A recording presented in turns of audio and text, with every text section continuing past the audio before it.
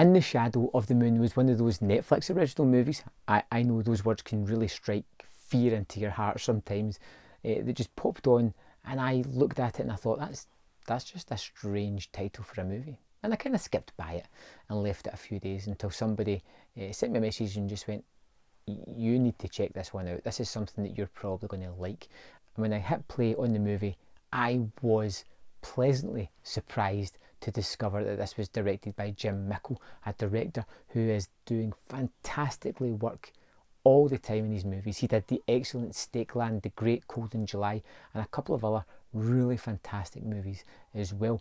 And I was super excited to check out In the Shadow of the Moon to see what it was going to be about. This is a procedural movie that plays a lot with time and some science fiction elements as well, while tracking the life of the main character as he tries to solve a series of mysteries that seem to happen every 9 years. As I think about this movie and what I want to say and talk to you guys about, I'm very careful about what I'm going to say here. There'll be no spoilers too much other than what you maybe find in the first 20 minutes of the movie. I feel you need to discover it yourself because it was just great. It's one of the better Netflix movies, really well told, got a really nice style about it, some good characters, and a really, really interesting premise. So, the movie opens in 1988, I think it is. Locke is a on-the-beat detective. He's out with his partner.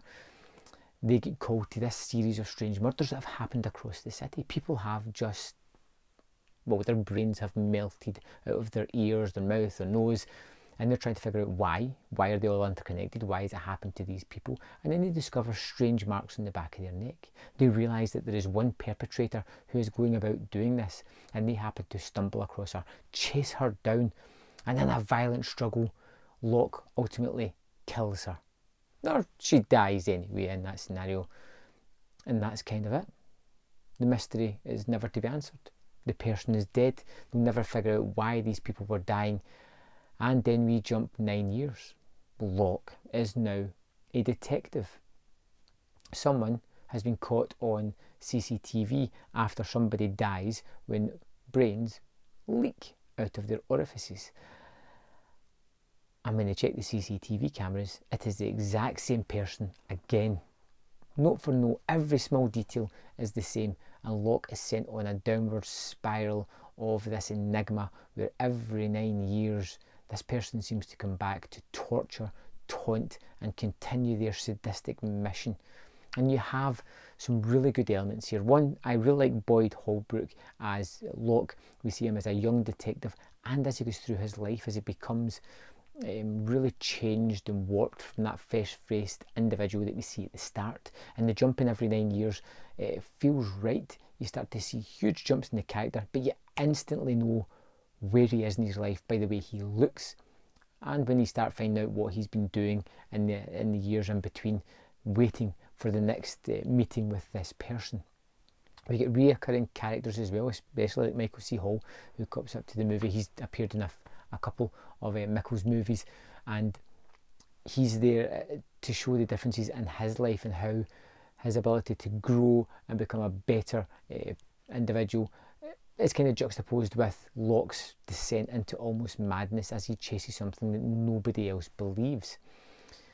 And it's really compelling. You get these relationships between Locke and his daughter and how they've changed within the years in between, how his career has taken dips along with the successes he's had as well, and how his life has been ultimately consumed by what he was doing. Now, I find that the first hour of this movie is exceptionally strong, from the direction to the pace to the style. Just everything just moves. It almost doesn't give you any time to breathe, and it's just moving along. You get action set pieces, you get some exposition that's delivered on the go, fast paced. Doesn't feel like exposition. You get characters and their relationships growing, and even though it has these huge jumps in times where they physically change as they get older, as they become either mentally unstable or they start to move away from Locke for some way or another, you really just instantly feel how the past 9 years has gone, and you follow this character all the way from 1988 up to 2024. And the mystery behind everything is really kind of cool, different. You can kind of sense what's coming, some of it.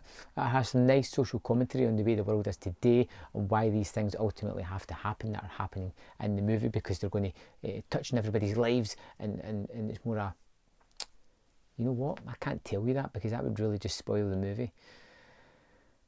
In the Shadow of the Moon is a great film.